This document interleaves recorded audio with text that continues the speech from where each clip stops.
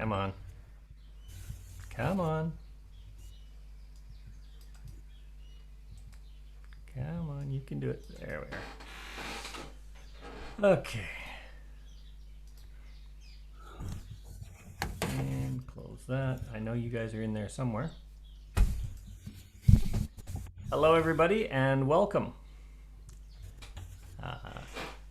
Today's session is one of those topics that has come up initially in a question, and it's come up on a number of occasions, and we've explained it briefly, and then one of our European callers asked this question again and basically said that this term comes up a lot and it's glanced over and it's assumed that everybody understands it, but nobody ever takes the time to explain it beyond, because we get into formation management, we get into site calling and everything else.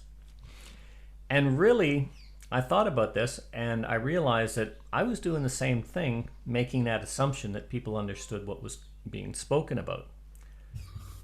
So what I'm going to do is I'm going to share my screen here.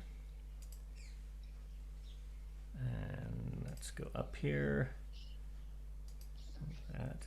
And why is this? Did that share okay? No. Let's try that again. How's that? Good. That's up there? Good. Okay. So essentially, in response to this question, it was, what are shape changers? And it, as I said, it's apparently something said quite often by caller coaches and callers. It's never really been explained what's meant by this term, shape changer. But more importantly, why is it important that we're aware of things like shape changers? And we're not talking formations or any of that other kind of stuff. We're talking a change of shape. And when I was asked the question initially, I sent a response, and then over the course of the next week and a half, I had 13 other callers ask essentially the same question, because they've been told, okay, you've got a shape changer that will do this, this, and this, and you move into this, and it's just danced over, no pun intended. What does it mean? So that's what we're going to be talking about today.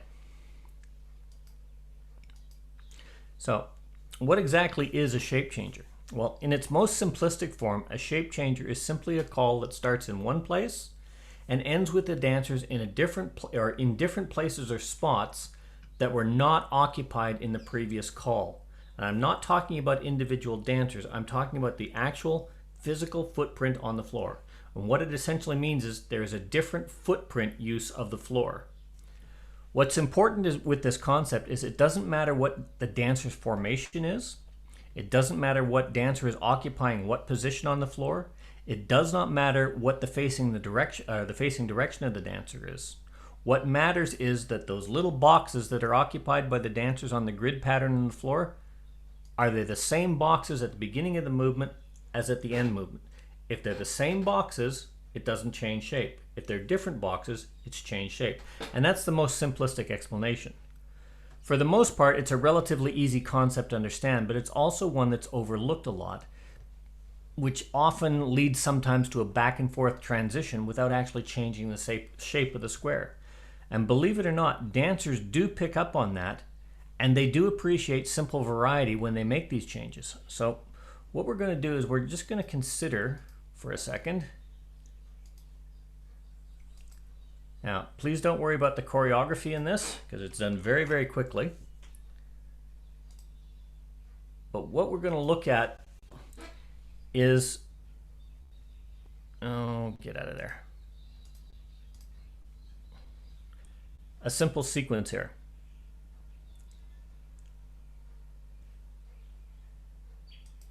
So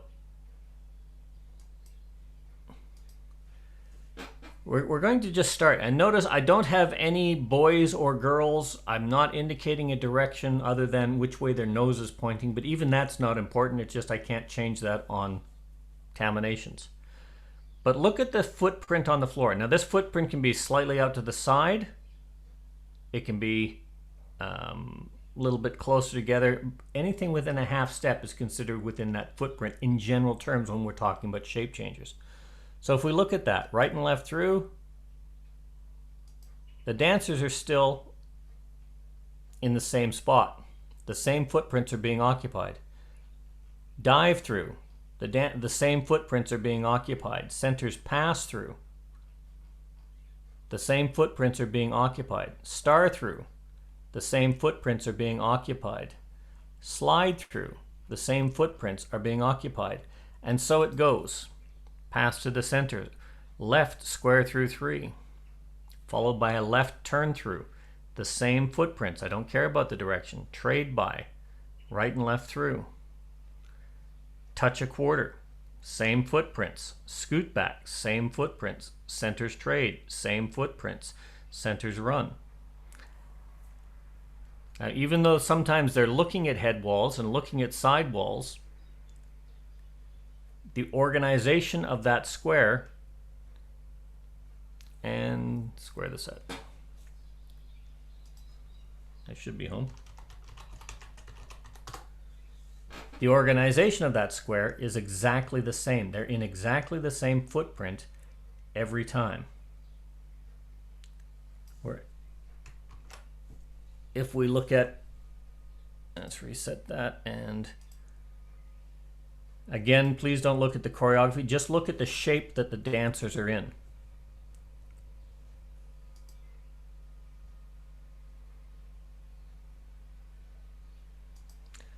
Okay, so when we look at this, we'll start with a head square through, and that's a unique one because that's not a shape changer. Okay, so a do-si-do to a wave. Notice that the shape has changed. It was this way, but it's now got skinny and tall, so it's expanded outward. Recycle. The shape has changed.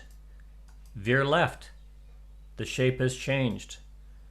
Wheel and deal. It's contracted back in. Centers fold. See how can you see the expansion and contraction of the square that's going through these? If we do a spin the chop, we're in a big I-beam. The shape has changed. Cloverleaf. The shape has changed. Past the ocean. The shape has changed. It's got skinnier, wider, taller, and narrower. Now, and I think you get the idea with that.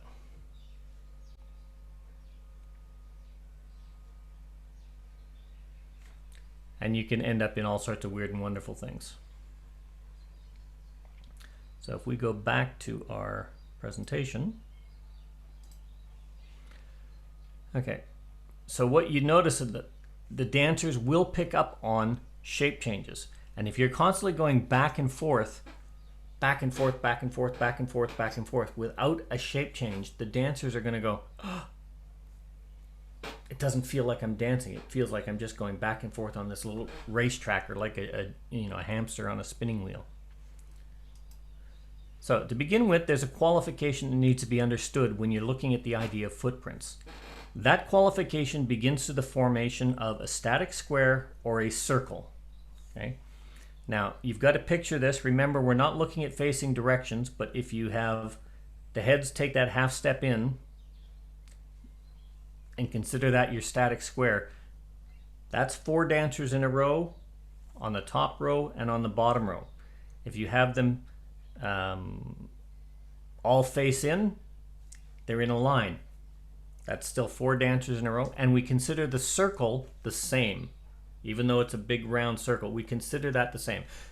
Once you understand those qualifications, it makes this a lot easier. So if you as I said, you had the head step in a half step, the line. Remember, direction doesn't matter, formation doesn't matter. That's not what we're looking at.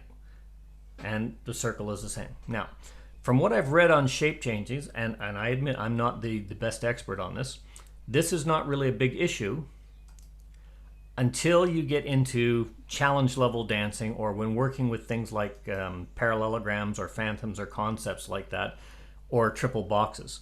Now, I don't call challenge. I don't profess to call challenge. At the end of this, we've got a few callers that do call challenge. If they want to address this, by all means, please do. I will note, however, in the notes that I prepared and that are going to be posted, there's a more in-depth analysis of this that goes into the challenge from Barry Liba about callers and dancers knowing about the shape changes when dealing specifically with parallelograms or offset lines, and you can read about all that at your leisure. What we're trying to understand here is just the basic concept of a circle of 8 dancers, a squared set, and a line are essentially considered the same shape. So if you can remember that, everything else is going to be pretty simple. Okay. So the biggest thing to keep in mind when you refer to spots on a dance floor or in a square as footprints is what we're talking about is the physical position on the grid. We don't care if they're facing north, south, east, or west, or if they're in a corner or all facing the same direction, you know, if they're in a corner box or anything like that. We don't care about any of that. What we're talking about is the physical spot on the floor. So in order to understand that, we've got to try and visualize what's happening. So if we have, for instance, sides lead to the right from a squared set, okay, you would think that that would be a shape change, but it's not, because we consider the squared set the same as a line. So if we had the heads, which are here, and they did a lead right or a wheel through, they're still in that same line. I don't care what way they're facing. Okay. If we do a circle halfway, they're still in that same footprint. The same boxes on the floor are occupied. And same with right and left through, star through, touch a quarter, 8 chain 4, pass through, trade by. All of those same spots are occupied, even though the dancers have changed spots. The direction they're chasing may have changed. The people they're dancing with may have changed. The footprints that are occupied are not. And that means these are not shape changers. However, if we look at everyone from that same lead to the right, if we do a veer to the left, notice that there is a change in shape. It's got wider, it's got skinnier. If we do something like a spin the top, it's got longer and it's got skinnier. Those are shape changes. What that means is the actual footprints that were used before the movement, not a little half step like a step in, but the actual footprints are different than the spaces that are occupied after the footprint. Bend the line is a classic example. It's still a line. It hasn't changed anything. If you have a partner line and you call bend the line, you're in a partner line. But what you've changed is a physical footprint on the floor. Instead of going this way, it's going this way, up and down. That spot was not occupied because that spot is right there. So there are a number of movements that are shape changers and a number of movements that are not. Things like recycle, and that's at mainstream. Okay, so if you're in an ocean wave, you're spread out long. Recycle brings you close into a corner or to a box. Hinge changes your perspective, but it also changes you into different footprints. Linear cycle, spin the top, pass the ocean, veer left. All of the ones that are on that list will change shape. The others, spin chain through, even though it moves you through a whole bunch of different permutations, is not a shape changer because the footprints occupied at the beginning are the same footprints that are occupied at the end. It doesn't matter who or which way they're facing. Tag the line. Oh wow, that's a really good. But you think about it, if you take lines facing out, they're 4 people standing in a row. Tag the line. You've got the same 4 people or different people standing in different spots, but they're still in the same line. It's not a shape changer. Load the boat is not a shape changer. Although it changes from lines to boxes, it's the same spots. Chase right, scoot back, all of those kinds of things. So ideally, when you're aware of shape changers, what you do is you make use of mixing and matching. And what will happen is that will give you a better flow and a better feeling for the dancers, and it brings life into the square. And we've all heard the expression of square breathing, you know, when it's going to expand and it's going to contract. Well, think of it as life. When something's breathing, it's generally alive. And if your square is breathing, because you're changing the shape and allowing it to move and breathe freely, your square is alive, and people are happier when they're taking a nice deep breath and relaxing about it. Now, I mentioned Barry Liebe before. Barry Liebe, in an article specifically about shape changes, wrote why it is important to know about this for callers.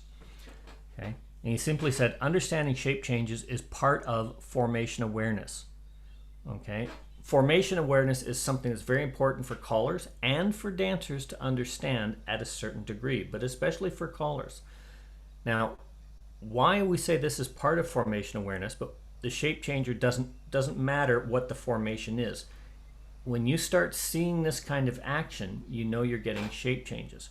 When you're aware of shape changes, you become more aware of the formation, because from a box, if I say veer to the left, that's a shape change. I can recognize that change is a different kind of shape. And the shape changer that simply, let's put it this way, a shape changer is simply a call that ends in different spots on the floor that it started in, irrespective of the dancer's facing directions. So when we call those footprints, they differ from regular footprints. We don't care which way the toes are pointing.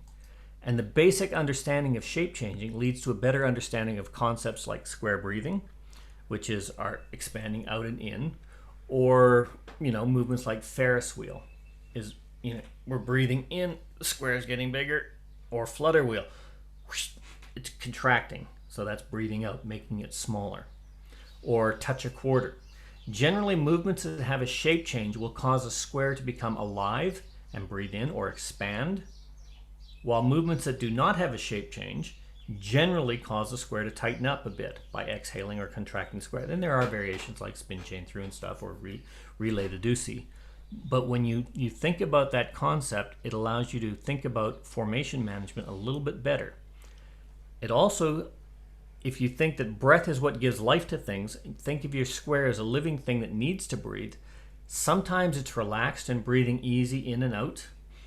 Swing through, not a shape changer. Boys run, not a shape changer. Ferris wheel, there's the nice gentle big flow. Breathing in, centers pass through, not a shape changer. It gives you that nice relaxing feel when you have that mix and match. Sometimes you hold your breath and do a lot of things so that they're tight together. Right and left through, dive through, pass through, right and left through, dive through, pass through. Not shape changers, but quick, short, snappy thing to get that kind of exertion. You're a little bit breathless, and then you can get back to relaxing again after that. Right and left through, veer left. A couple circulate twice. Great. Ferris wheel. All of those kinds of things. So when you get an analogy like that, you can see the importance of shape change in square dancing. So it means basically your square is alive and it's living the dream. Now, it's the last part of that key to the whole idea of shape. The last part of that is the key to the whole idea of shape changes. Another way of looking at it is considering, is our formation wide or is it tall? Okay, and so if we look at, I've just put some basic 8 dancer groupings. If you look at this one here on the left, that's your standard, side square through or whatever. If I call spin the top from there, I've suddenly become less wide but a lot more tall. I call something that takes me to here, I've changed the shape because I've now become less tall but a lot wider. Here I've become a lot wider. I have the same height as here, but I've become a lot wider. And here I've changed it. So all of those kinds of things are what you need to consider. It's one way of looking at a 2x4 formation, which we know is our grid. And if we started off wide and tall, or wide and ended tall, we've changed the shape. If we look at how many dancers are in a row in our formation, if we start in, say, a 2x4 formation and ended up in a 1x8, this is a 2x4 and this is a 1x8, such as a, cast off 3/4 or something like that, from a right-hand column, we've changed the shape. The importance about shape changes is being aware that shape changes gives you help in knowing what formation you are going to end the call in. And that is an important thing. But notice the word, it helps. It's not an answer. It helps. It's not a crutch. What is needed for that is something that we've talked about and had a few callers in here giving good presentations on, which is call analysis. One of your best tools in learning about shape changes is the call analysis sheet. If you remember when Guido Haas was in here and he talked about those empty boxes he leaves on his call analysis sheet to always add something else in. This is something that you can add in until you're really aware of it. Once you're aware of it, it becomes second nature, which is probably why it doesn't get explained. when you're looking at a call, look at the shape of the call. Look at it before, look at it after. Is there a shape change? It's the only tool, this call analysis sheet, that's going to give you a better feel and flow for the dancers as you move them through the grid. As I said, some movements like spin chain through or Ferris wheel are really wind in the face movers that may change the shape and make the square relax, or they may not change the shape.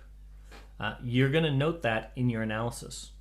Others like right and left through, pass through, trade by, right and left through, dive through, etc., etc. Short, pithy, breathe out, tighten up, breathless combinations. They can be used to build suspense and excitement. How many times do you hear Ferris wheel center square through 3, 2, 1? You're not changing the shape. You're just using that tight condensing to build that Alaman left and into the big wide right and left grand.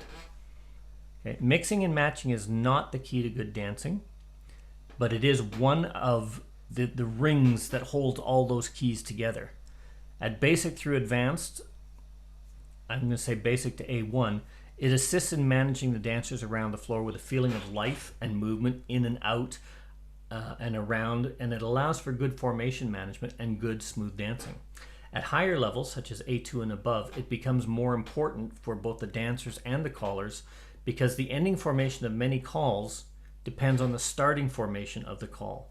And this is why I put a warning on here.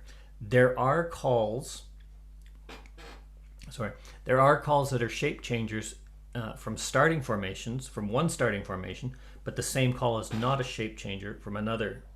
Okay, that happens a little bit at lower levels, but not to any real degree of necessity for the dancers to understand, just something for the callers to be aware of. And these would be movements like, actually, I think probably be easier to see these if we reset. Let's do heads pair off.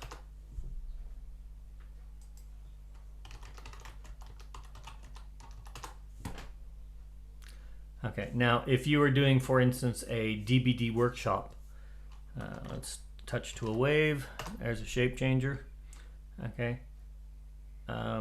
split circulate.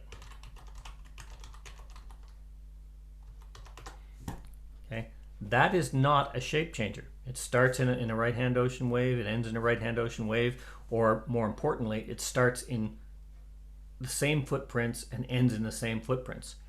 But if I do something like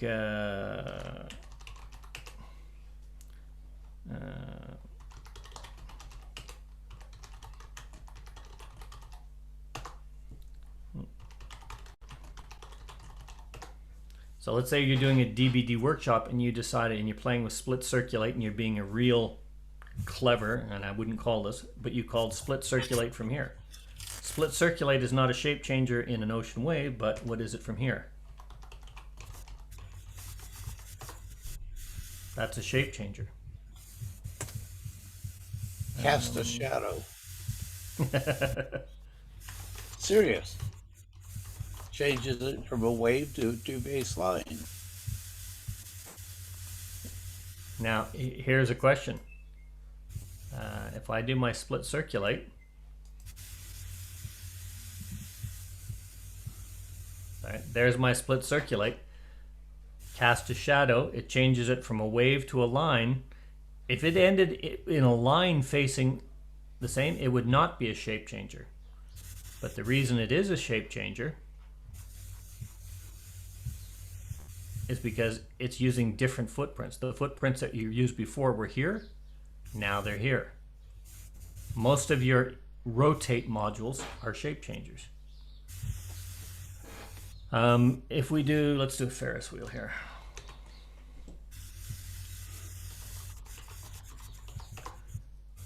Okay, so if I do from here, spread, that's a shape changer, correct? It's gone from skinny up and down to wide, even though nobody's changed direction. If I do a past the ocean, that's a shape changer because I've changed the dynamic. I've used unoccupied footprints. But if I do a spread from here,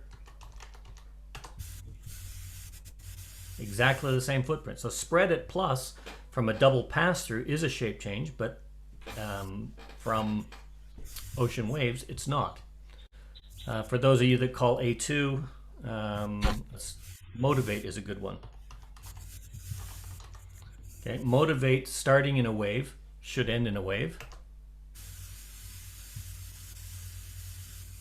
See all that action? But the footprint is exactly the same. But if I do a motivate from here, I'm starting in two-face lines.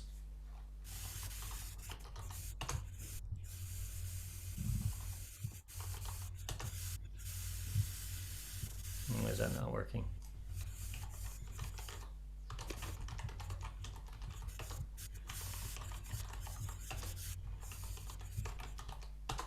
There we go. If I call it from two-face lines, I end up in an offset called a parallelogram, or if you're a C1 dancer, triple boxes, you know, that kind of stuff. And for dancers, once you get past A2 or into A2 and above, understanding this concept of shape change is very important because you start to dance with phantoms and all that. At A1 and below, it's not quite so important, but it's something that callers have to be aware of, and you do that in your call analysis so that you're aware of, is there a shape change, is there not a shape change, what's going to happen, and what can I call next? Those are the big things to really concentrate on. Well, I think that must be probably a record for me. Where are we? How do I end this stop share?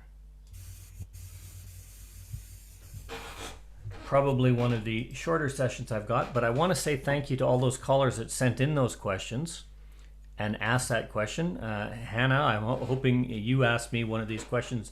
It was something that was raised in a couple of the European seminars, but they were having a hard time breaking it down without going into challenge level dancing to explain it. So I'm hoping that helps to explain the concept. I've sent Mark the notes and the details, but I've also included the notes from Barry Liba, and also I've added on to that Vic Cedar on his website has a article on shape changes, the 2x4 shape changes using the parallelograms and offset lines, which are used at the higher concept. That's incorporated in the notes, or you can get that off CedarNet website as well. Barry's pointed out that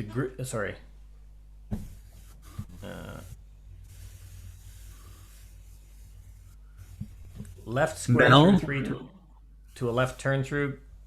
Yeah, two lefts in a row. Yeah, as I qualified that before that you came in, I wasn't worried about the choreography. I was putting a sequence up there, but the reason that we had those specifically is if you're not aware of body flow, and you're used to most new callers when they're started this, work the chicken plucker, work the grid, back and forth, send them across the grid. And if you're doing that without changing that, it's very, very easy to give up the body flow because you're so focused on the dancers. The same with on the shape changers, the ones that had shape changers, there was some terrible body flow. I qualified that right at the beginning.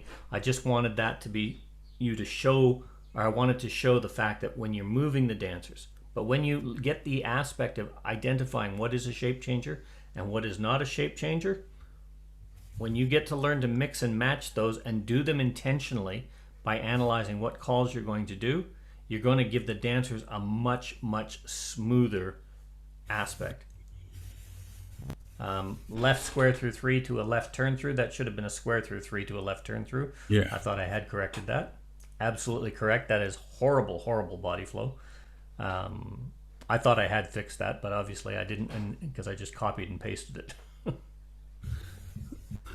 So if you do get the notes, just have a look at that. You can correct that one yourselves.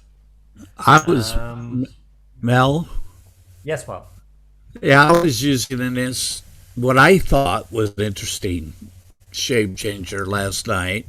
I'd never seen it before, but do a head square through four on your thing. Hang on. I don't even know if Caminations could do it. Are you with me? Show Camination. Share terminations. There you go. Touch a quarter. Okay, now touch a quarter is not a shape changer. Remember? I'm being to it. No, I know. now. I know that. You know that. You know this better than I do. Centers trade. Spin the top. This one is a shape changer. Uh-huh. Okay. We have 4 boys in the middle. So the bulls cast off 3 quarters and spread.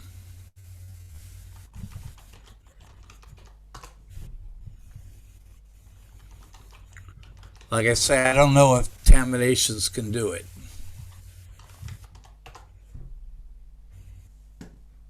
Oh, they did. They're pretty much into diamonds now. That's where that little half step is there. And you can say, if you tell them in their diamond to do something, they will.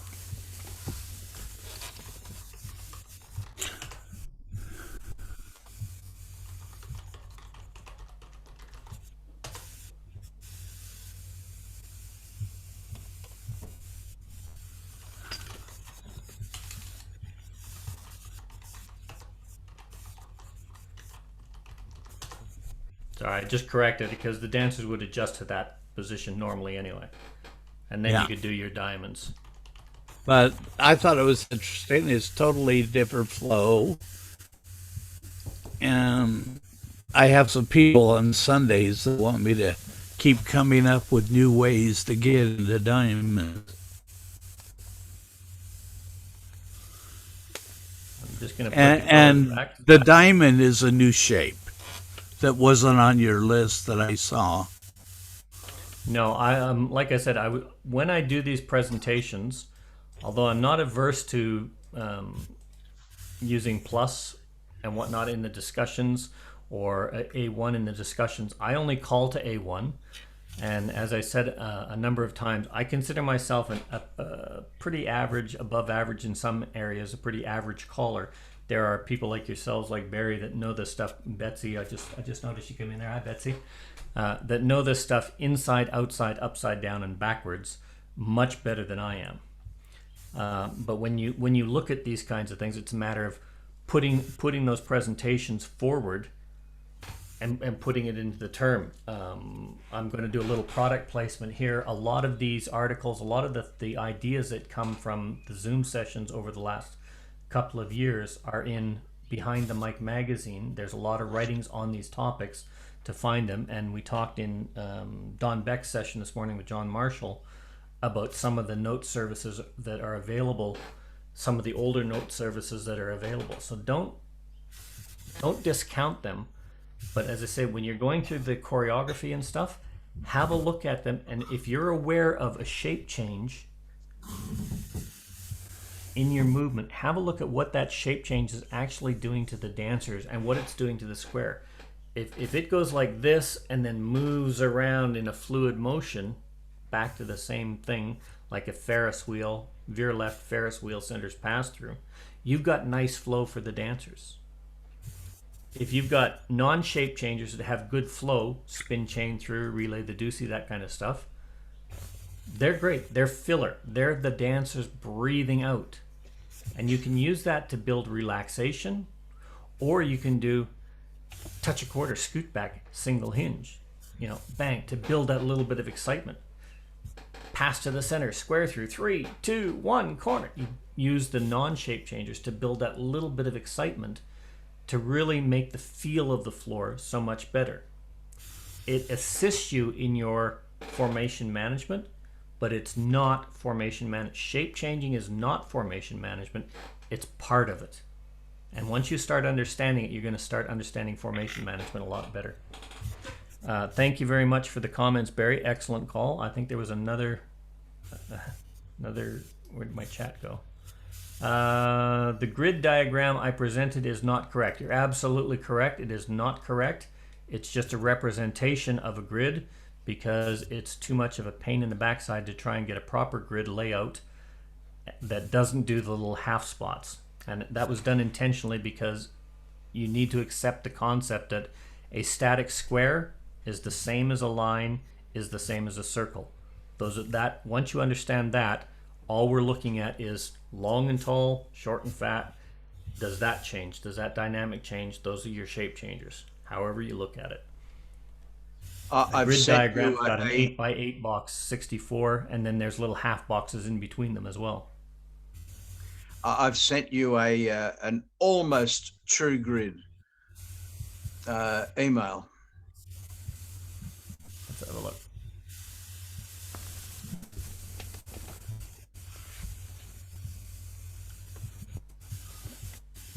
Come on.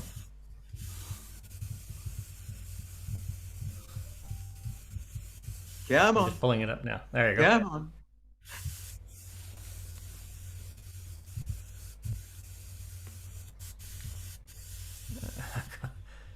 Where's my Zoom screen gone now? There we are. It's funny, you know, talking this morning about shape changes. I thought they were only important in Star Trek Deep Space Nine. Well, they're not really important there until you get it wrong. It is for Odo. Okay, so this is what Barry's talking about with the grid. And you notice that's the grid that we're talking about when we talk about a square. And what was it? Something like 6.8 million possible combinations of positions that you can put the dancers in that grid. Somebody actually took the time to work the math out, and that'll be on dosido.com or one of those others. All8.com or a couple of the others. You can actually find out the math for this. When we talk about a 2x4 grid, we're talking this center pit right there. That's your 2x4 grid, and it can go north, south, east, west. But we also consider all these other positions, because the 2x4 grid going this way, a line facing in will be here and here, pass through. It's the same line, same direction, a different direction for the dancers, different formation for the dancers. But essentially, if you understand the concept that from a facing line, touch a quarter is exactly the same places on the floor that are occupied, exactly the same footprints. The formation has changed. If I do an all-8 circulate, it's exactly the same footprints. The formation is the same, but the dancers have changed. If I do girls do U-turn back, now I've got a completed double pass-through or some oddball formation. Different direction, different formation, exactly the same footprints. And that's what's important to remember about shape changes. Once you see it, it also helps you start understanding that. Thank you very much for that, Barry. I'm just going to forward that to Mark. If I can, there it is.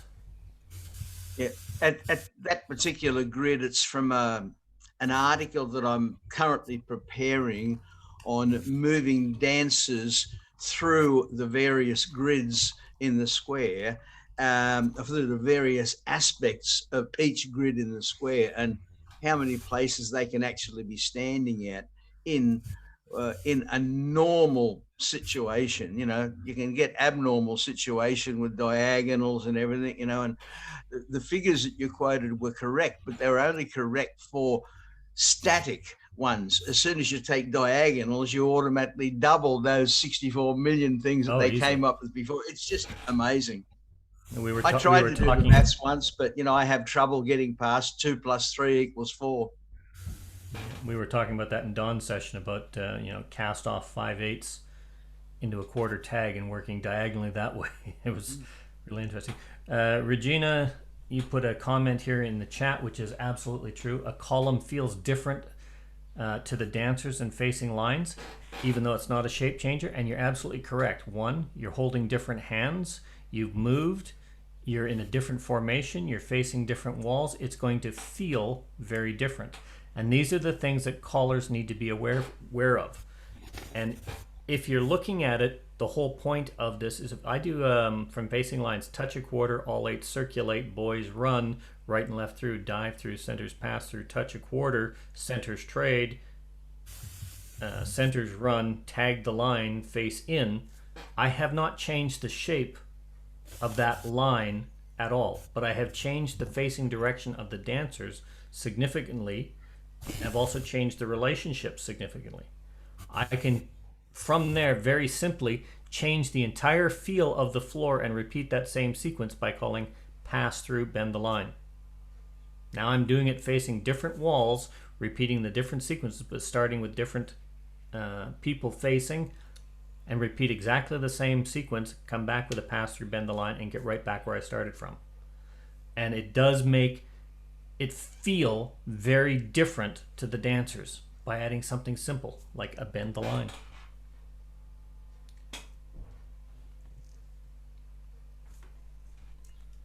Any comments, queries, discussions? Anything anybody else want to add to that? Wow. I think this is my shortest presentation ever. Yes, Betsy.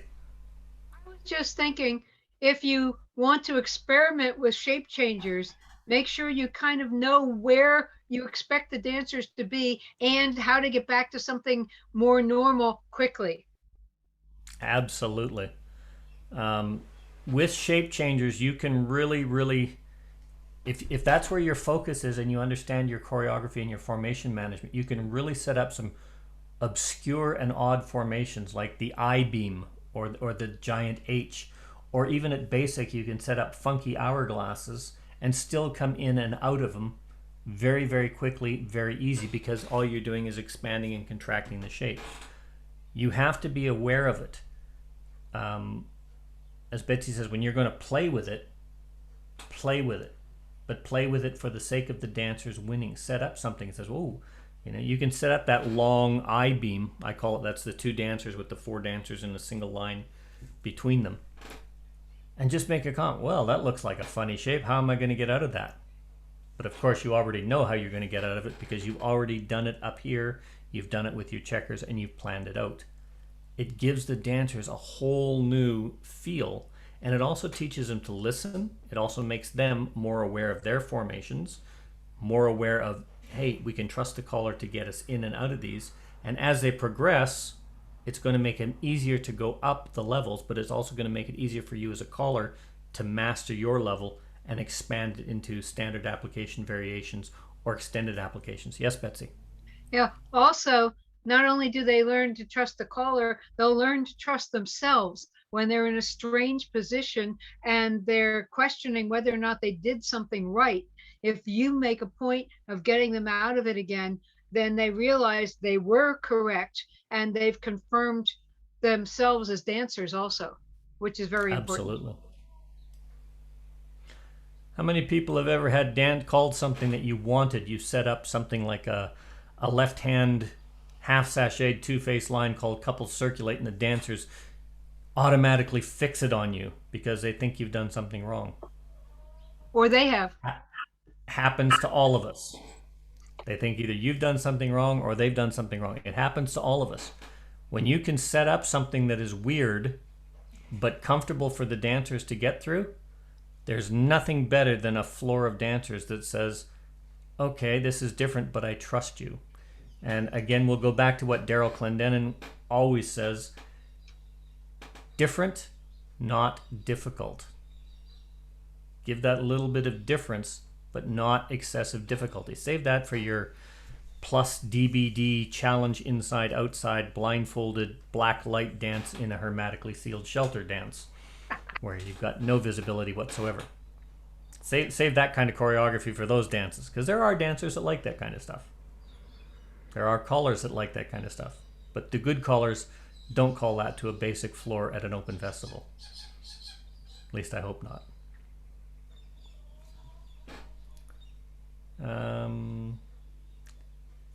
Barry has said one more page. The October issue of Behind the Mic should be out next weekend.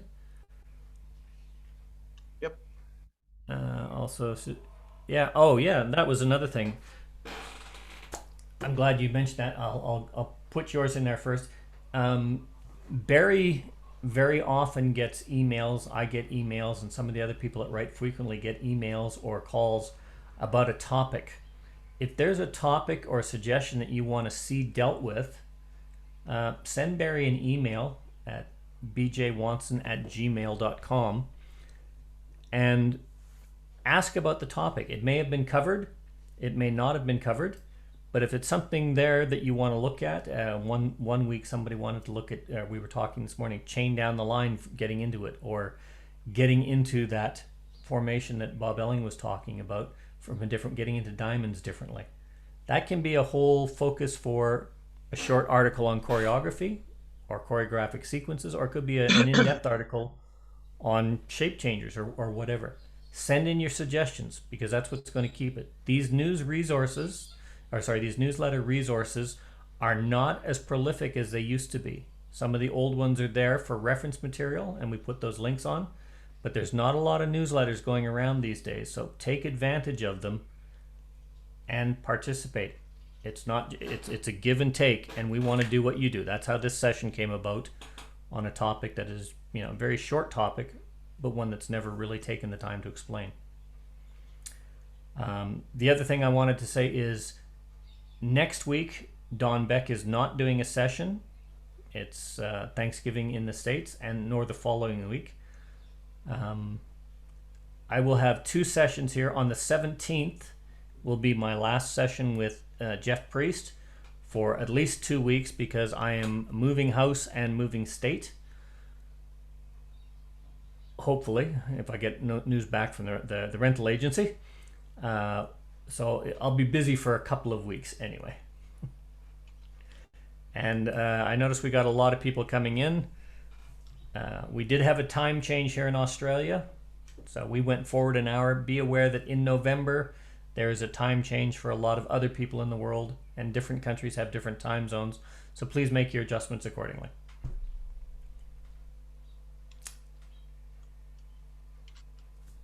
Any comments, queries, questions, discussions? Floor is open on anything you want to talk about.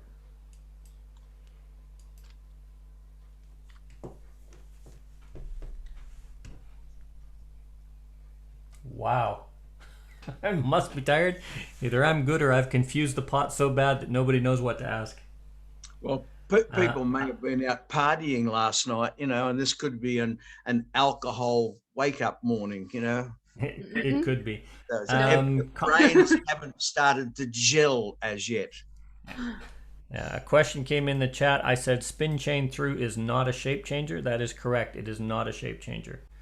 It's one of those that flows through a number of different permutations, but it doesn't actually change the shape. And we'll show that here. So if I do a sides square through,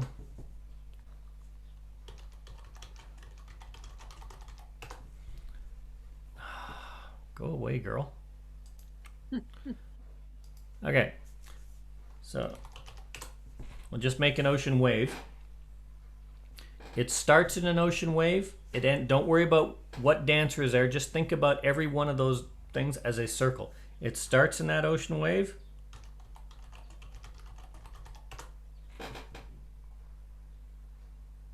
And ends in exactly the same footprints on the floor. It's not a shape changer, even though it goes through a lot of different things.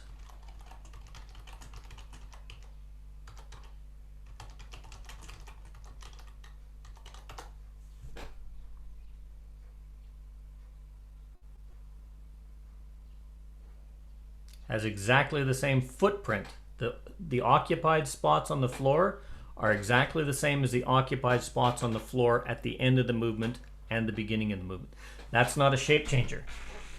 Those movements are good to know, and if you remember, I mentioned Guido did a session here on his call analysis sheet, and he leaves those blanks in there.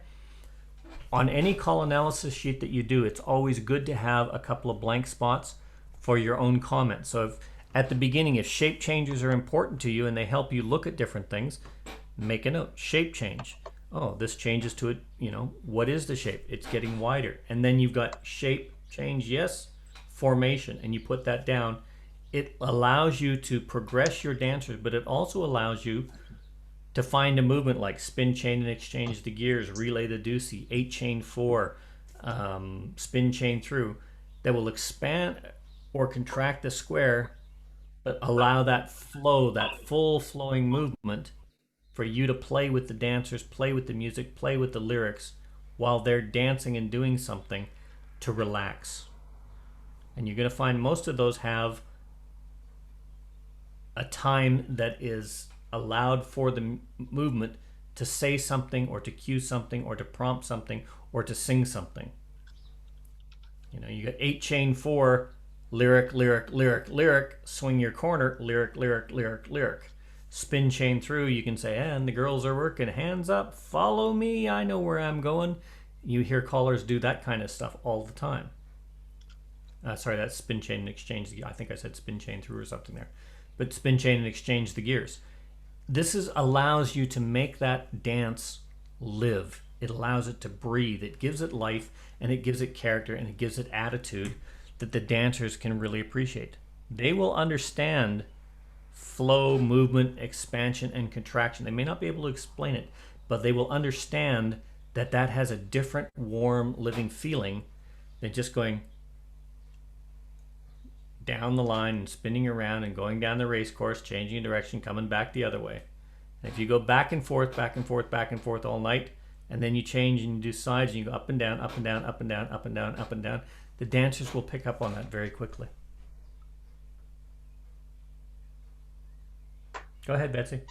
I was going to say, I think part of what Regina is seeing is that the call relay the deuce or spin chain through or spin chain exchange the gears or spin chain the gears, although there are not shape changers in and of themselves, they could feel to the dancers like shape changers. So if you're not comfortable really working with a lot of the shape changers yet, if you use one or two of those calls, it would feel to the dancers like they weren't working across the grid all the time.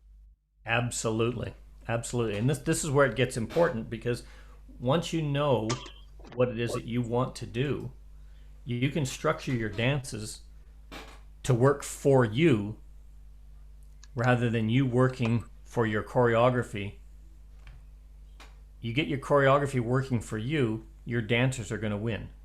And that's going to be your best outcome scenario. If your dancers win and they enjoy it and they've had that life, wow, great.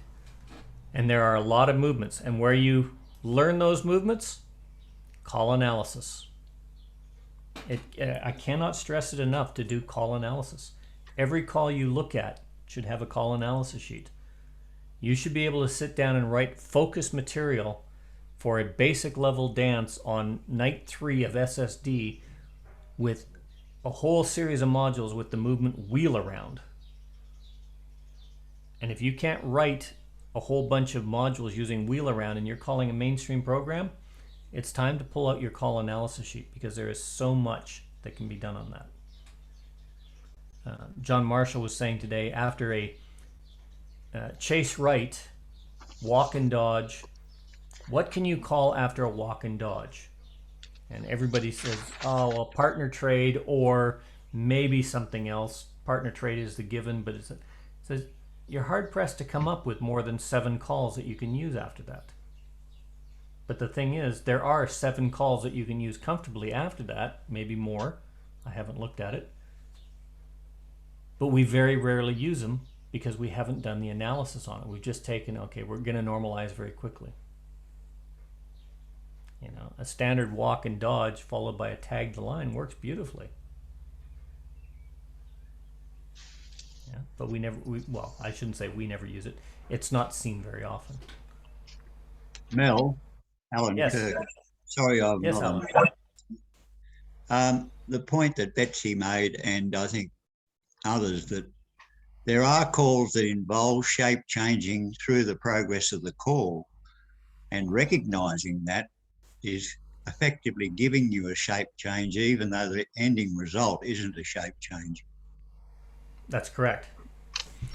The shape changes occur through the movement, as Betsy was saying, but the actual movement is not a shape change itself.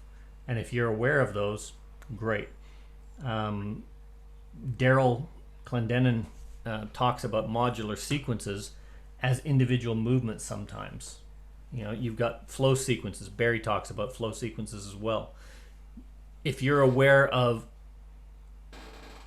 a flow sequence that changes shape from a two-face line, Ferris wheel centers pass through, okay? There's a nice shape change, but it's a flow sequence. The pass through isn't a shape change, but you can put that swing through, boys run, Ferris wheel centers pass through. That's not a shape change if you started in a corner box, but you've gone through changes of shapes to get there. And some movements do that themselves naturally. Spin chain through, spin chain the gears, those kinds of things. It was an excellent observation, Regina, and an excellent explanation, Betsy. Thank you, Alan. Guido, you're counting 4. What's 4? You're muted. I wasn't counting. I was looking at the comment from Regina saying walk and dodge and reverse wheel around. And I had a left-hand ocean wave in mind and said, no, it's a wheel around, not a reverse. So I was just moving my hands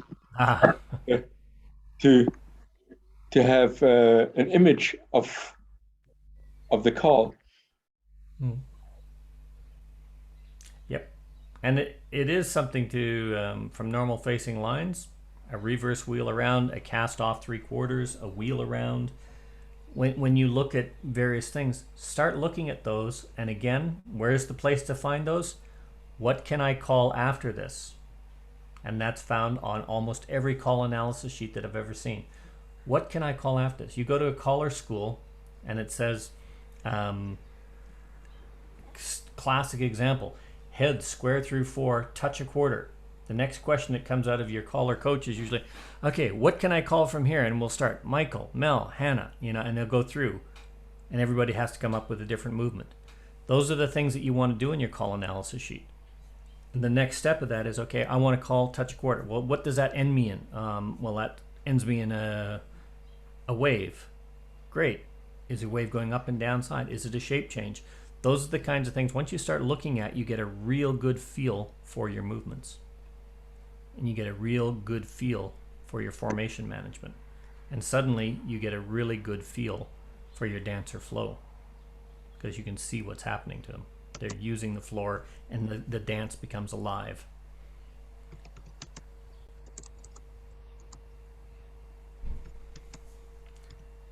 Any more comments, queries, points? I'm absolutely flabbergasted. I think this is the first session that we've started at 9 and we have finished at 10. Wow, 1 hour exactly. All the Swedish people are very tired. No, not yet. You started 2 minutes late. I started 2 minutes late, did I? We let go of all the restrictions yesterday, so we had a big party in the whole country. Oh. So what you're saying is after your big countrywide party, next week you're all going to be back in restrictions because of a sudden outbreak of COVID. Who knows? We don't know that yet. They had massive protests in what they call massive protests, but a few hundred people protesting in Melbourne, Victoria about the COVID restrictions and the necessity. And now they're trying to track them all down because a bunch of the protesters came down with COVID. And where have they gone from there? Well, who knows? Not surprising. Yeah. I think in Sweden, we're hoping and thinking that we have a very, very high percentage of people having had the 2 shots. Yeah. And that this is meant to keep things sane. But as you say, there are many questions still. But yeah. we were talking. Yeah, we were talking about that at the beginning and getting across that having the double vaccination does not prevent you from getting COVID. It doesn't, prevent you from spreading COVID.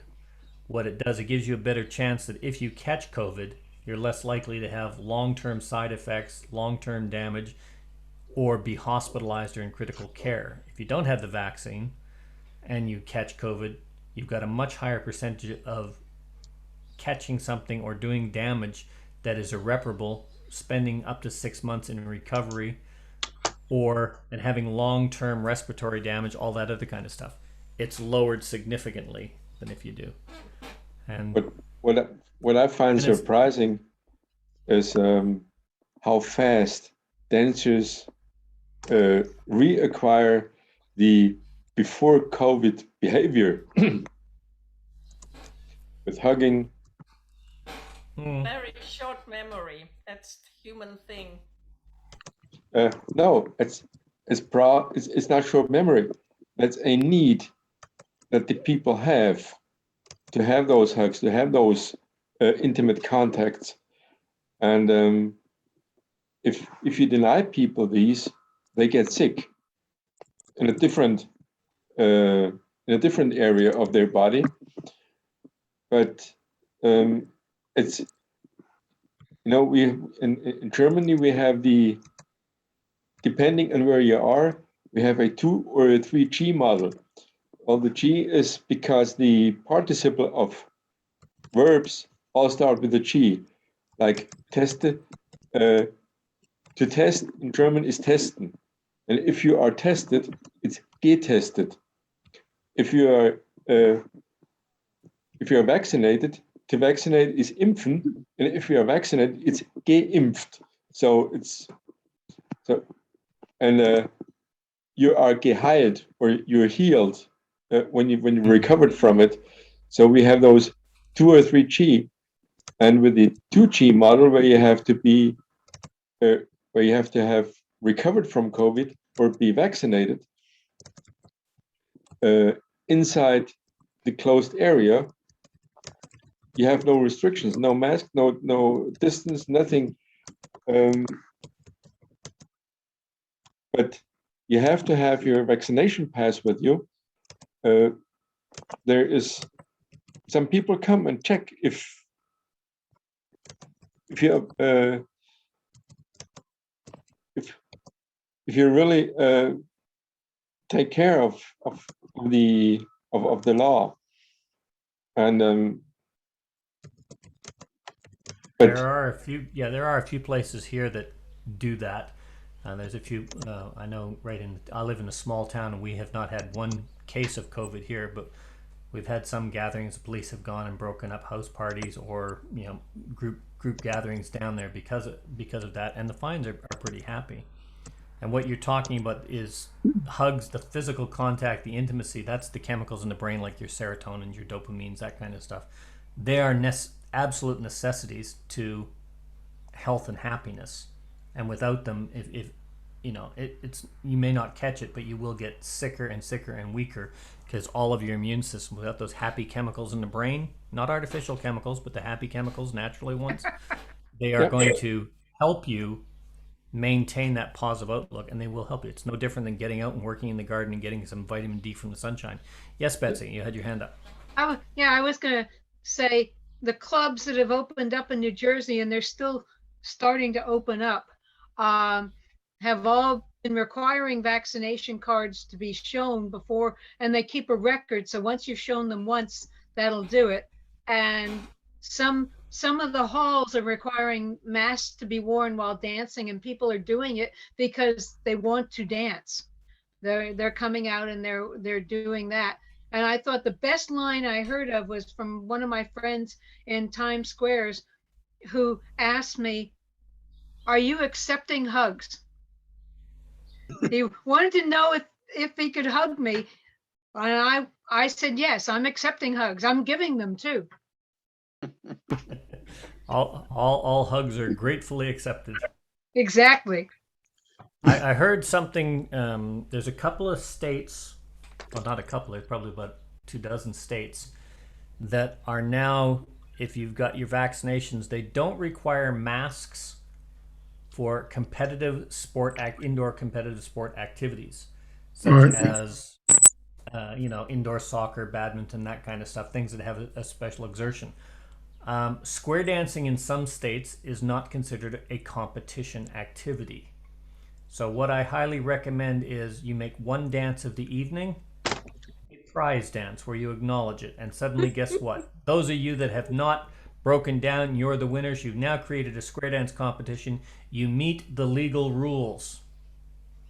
All you have to do is make one of those things as a competition, or make every tip, best square, you know, whatever it is, a competition of something. And now what you've got is a competition activity. And with competition activities, I have no idea why that is. Social activities are still banned, but competition activities are not. And it's very much like here, you can't travel, you can't do anything unless you're part of the AFL or the rugby team, in which case all you and your family can be flown into a different state, put up in luxury hotels, and travel around and have parties and do all sorts of things, but nobody else is allowed to. Well, square dancing, let's make it a competition activity and go for it, everybody. Yes, John, you have your hand up. Yeah, I had my surgery on Monday. I was in at 7:30 in the operating room. I didn't get out of the recovery room until 6 p.m. Because they couldn't find a room for me. That's because of everybody in there with COVID. It's taking up all the rooms coming in. So if you got to go in for something, it's going to take a while. And then they kept me for 3 days. But it's working. Yeah, my son who runs a blog called Weird Crap in Australia. That's the actual name of it. It's getting to be a very popular radio show now. But he's put out that they should have a new triage unit in all the hospitals, and that is if they come in for COVID, check their vaccination status. If they're not vaccinated, you give them a mask and you usher them out to the door, because waiting rooms and ICU should be for people that are actually trying to do the right thing and people that are legitimately sick, because there's a lot of heart surgeries, and they can't do because they just don't have the bed. Steve, I see you got your hand raised there. Yeah, I saw an interesting article earlier today that was sent to me. Some of the schools here that have done away with the mask mandates, their COVID cases have actually dropped since they've done away with the mandates, which I thought was really interesting. It's actually not. When you one of the things I used to do in the Army is we did a lot of predicted modeling for bacterial, biological, and various traces. When you look at, so if you take an organization, so let's take a school with 1,000 people in it, and they've got a mask mandate, you've got all the external influences of COVID that come through, and you've got this high ratio. You send everybody home, you bring them all back, and you say, okay, we've now got a vaccination rate, which is X. We've now got parents' vaccination rate, which is X. We've changed the mandate of how we're going to interact in a social community. When you go back to the school, you're going to go in and you're going to say, right, okay, we don't need to have this mask anymore. All of those influences are going to reduce the causal effect of transmission. The downside of that is when you look at the math of that, what you're going to be looking at is if you have one person come in with COVID, you can have a mass spread depending on what the interaction of that person is. So even though the ratios have gone down, the potential for a mass sickness is much greater. It only takes one. It's too early to do that. We went through a lot of that here. They said, oh, our numbers are going down, we're going to open the borders. Great, we open the borders, everybody has a big party. We're going to open the beaches, everybody has a big party. A week later, the COVID cases jump and we go back into lockdown. Why? Because one or two people did something. Well, that's one of the problems we have here in Texas. We get the numbers going down, and then Biden lets in 30,000 people into the border that they don't check for COVID. They don't I'm talking about the illegals. They let them in. They don't check to see how many of them have COVID, which it's believed over 20% of them have COVID when they come through. And they scatter them throughout the state and throughout the country. And at places they scatter them, 2 weeks later, guess what? There's a spike. Yeah. Well, that's why we have things like vaccines. Make the choice. But I won't go into the political immigration laws of the U.S. or Australia for that matter.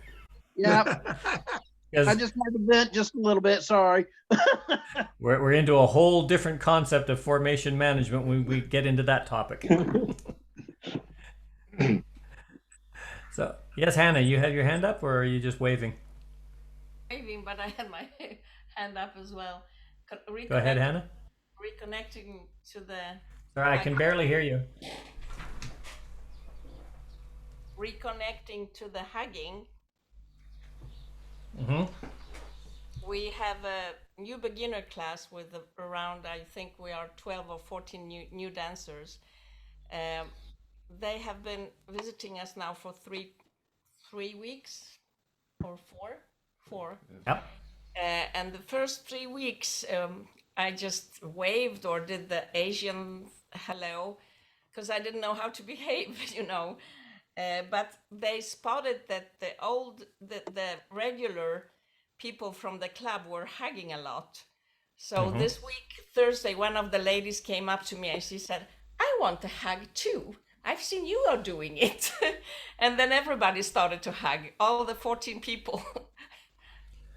Like was said, hugging is not a bad thing, and there are things in this world that are very, very important to life. That social interaction with people is something that is very strongly missed.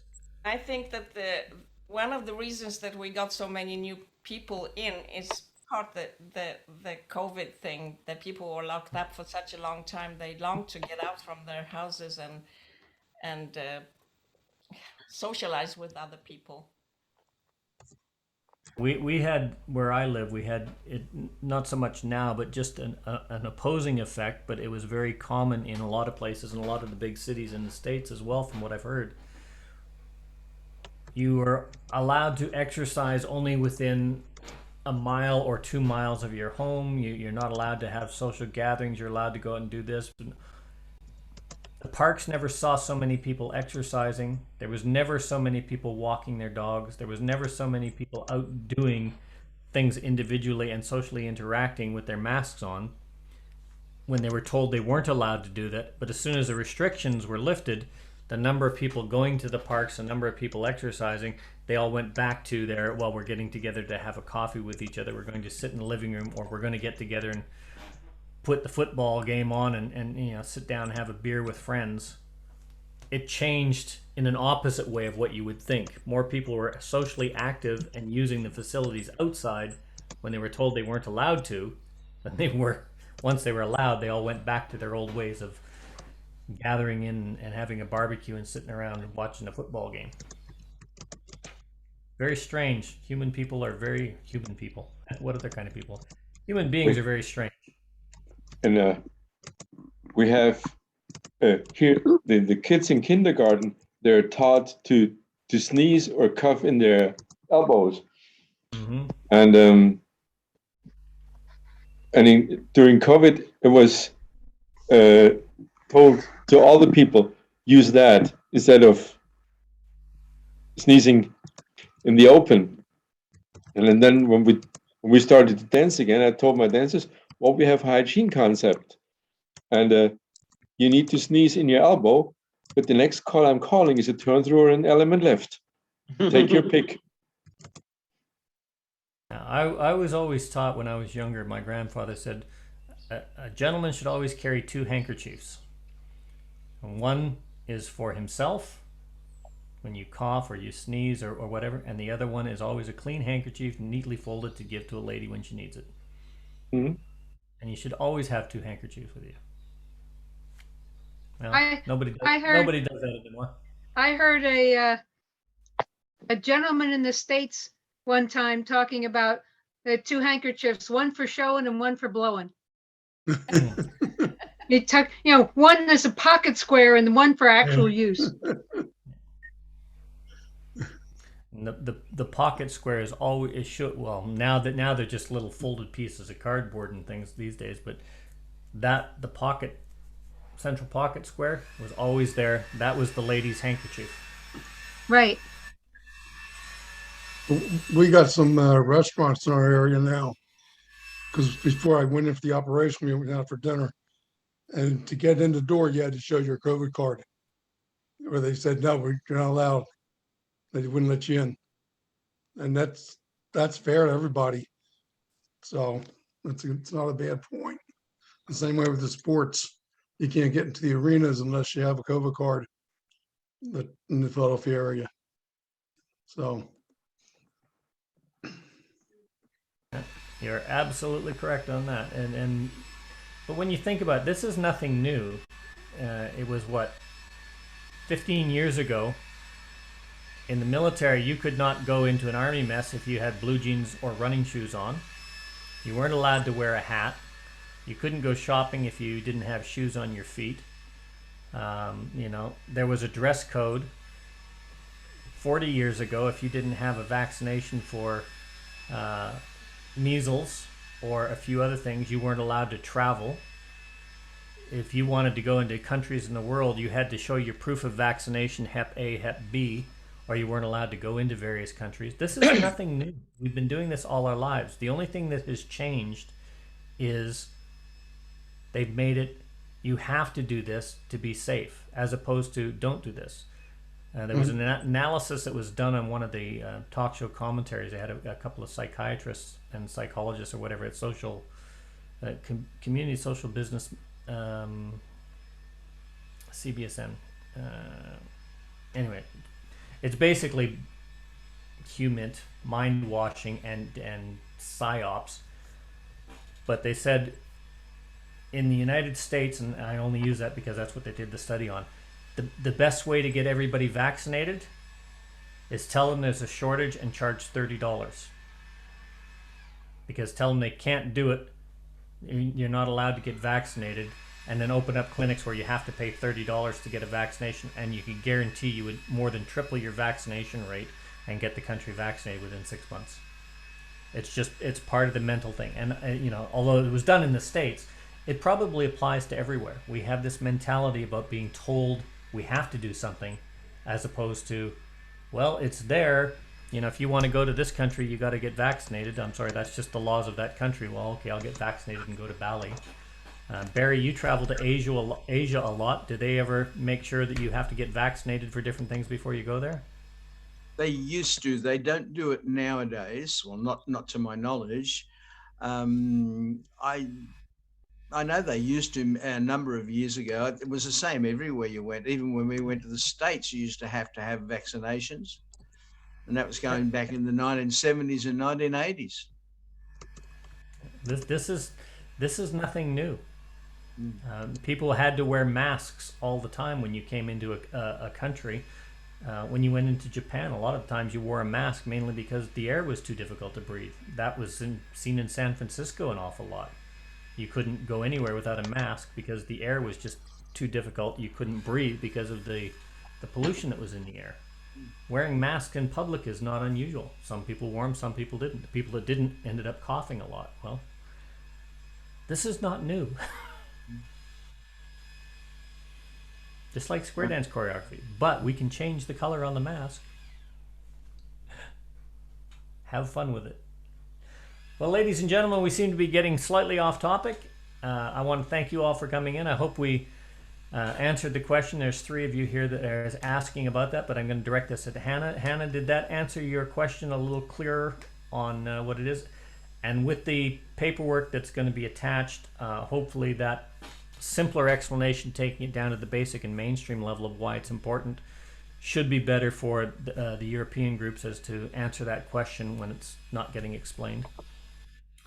And as Barry said, by all means, if you have something you want to look at, send in topics. Barry says that for Behind the Mic. Send in the topics.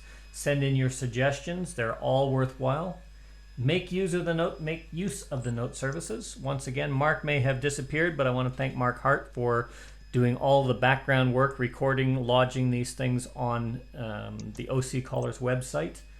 As was pointed out by Masako before she had to leave, we didn't start until about 6 or 8 months recording the sessions, but there's now 66 sessions recorded there on a whole bunch of different topics, and some of the sessions weren't recorded because they were just basically gab fests, but still a lot of fun and definitely worthwhile.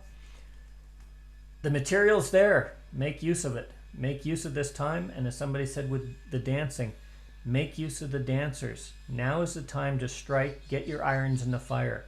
People that have been in lockdown for a long time are looking for something to socially do. This is not an old folks sport. This is not a young folks. This is an everybody sport activity. Make it so. Bring back the fun in square dancing.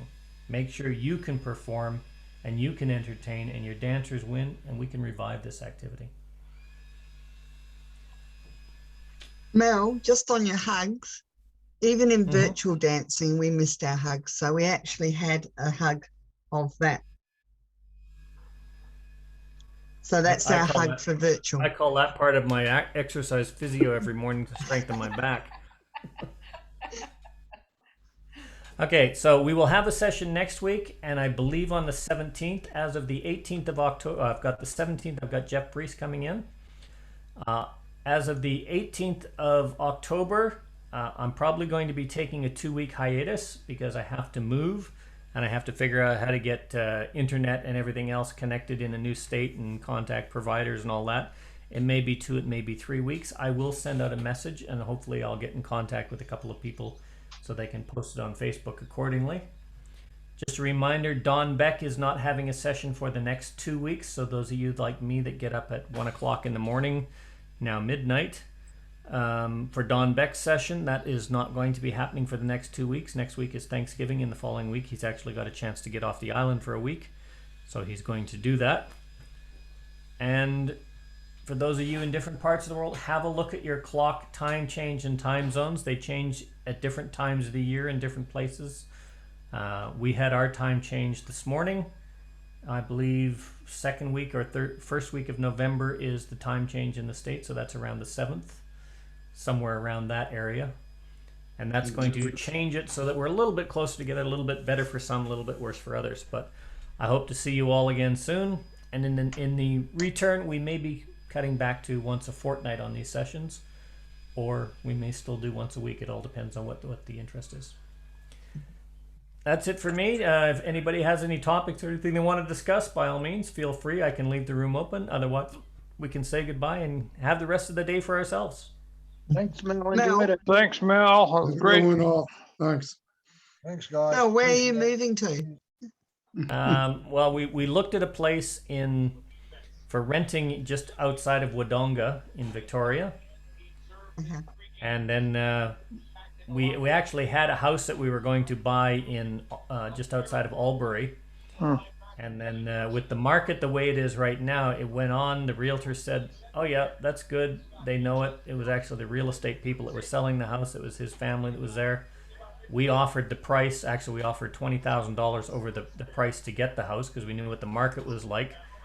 They were happy about it. He took it and they put it out. And then he was contacted by investors from Sydney that are looking at investing in the market.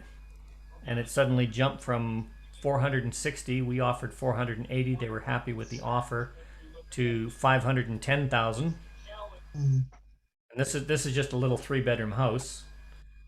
And we looked at it and we said, no, we were willing to pay the little bit of extra. That would be the full market value if it was in perfect shape. But we're not going to add another $40,000 on, even though the market's there. The house is just not worth it. So we've decided that we're going to build a house, look at a house and land package, and see where we go with that. So we'll rent for a year and then build. Sorry? Oh joy, working with builders. Fun. Well, we're working with a company actually, and we're actually quite impressed. I actually designed part of the house. We saw a layout that we wanted. It's a lot smaller than ours, a lot smaller yard, but still got the 4 bedrooms.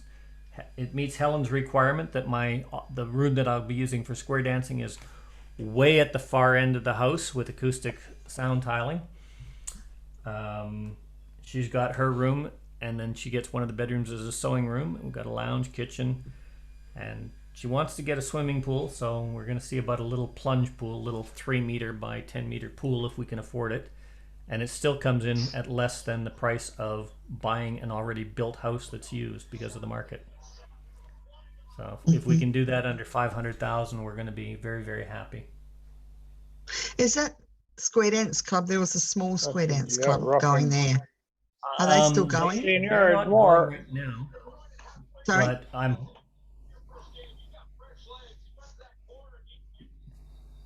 Sorry, I thought somebody was saying something. I said they're not dancing right now. The fellow that was running it, he's moved into a help home assisted living facility with his mother for both of them. But I'm hoping once I get down there and we get settled, we may be able to regenerate it and start something back up in the Albury-Wodonga area. Oh, good. Mm. And it's like, well, as Barry knows, where I live right now, although I only did 6 this year because of COVID, but open dances, which are basically a one-night stand, what we used to call them, or the party dances people say, where you're only doing a little bit of get out, have fun, move the dancers around in a bush dance type setting. Last year I called 2 dances. The year before, 4 dances. That's it. And as I was told, I felt bad, and I was told, well, you're actually calling more than a lot of other callers have, and the only reason we were able to do that is because we didn't have any of the COVID restrictions here, because it didn't affect us. The nearest club to me is Canberra, which is just over 2.5 hours away. That's Alan Kerr's club. And the next one to that, I think, there isn't one in Goulburn now, so that would be you, Barry. Yes, it would. In Wollongong, and that's just over 4 hours away. Yep. So it's not through lack of trying. It's just that's the way things are here. Australia is as spread out as Canada. When you get up past once you get past the 50th parallel, villages and towns get very, very short. Cities get, unless there's a city, you're not going to have a lot of clubs unless you've got a dedicated person wanting to drive that. Yeah. I think Prince George, you're in Prince George still, Yolanda? Yeah. Yeah, there used to be 5 clubs there. Now Yes. there's what, 2? There's a mainstream and there's a plus. 2, yeah. And they were very active clubs. I remember coming down. I used to come down to Prince George when I was a kid, and 100 members showing up all the time for the dance, and that was just getting together to have fun.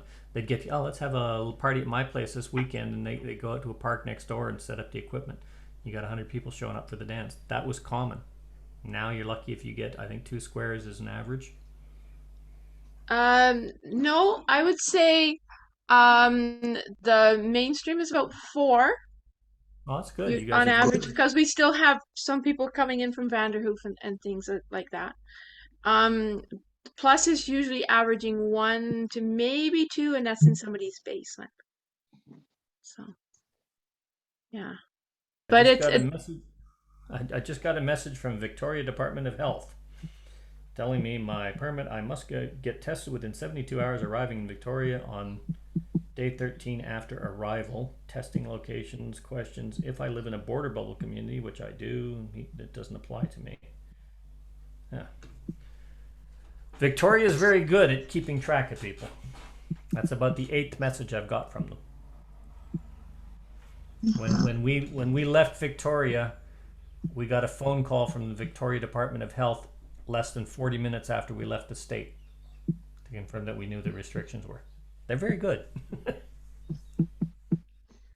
We still don't want you opening your borders yet. We're clear. We want to stay that way. Yeah. Right. Even though the government's trying to force it. Anybody have anything else they'd like to talk about? All right, ladies and gentlemen, thank you very much for coming in. We're ending early today, about an hour and a half as per our usual schedule, so that means my wife is probably going to want me to get out and help with the yard work. So the rest of you have a really, really good day, and we'll see you hopefully next week. If not, take care of yourself, stay safe, and be well. Bye, everybody. Thank Nice you, Mel. to see everybody again. Catch you all Thank you, next Scotty, for last night. You're welcome. I think it was a pretty good night last night. So. It was a great night. Really good atmosphere. Well done. Yeah, we had. You look we a had bit different this excitement morning. Okay. Thank you, everyone. Bye.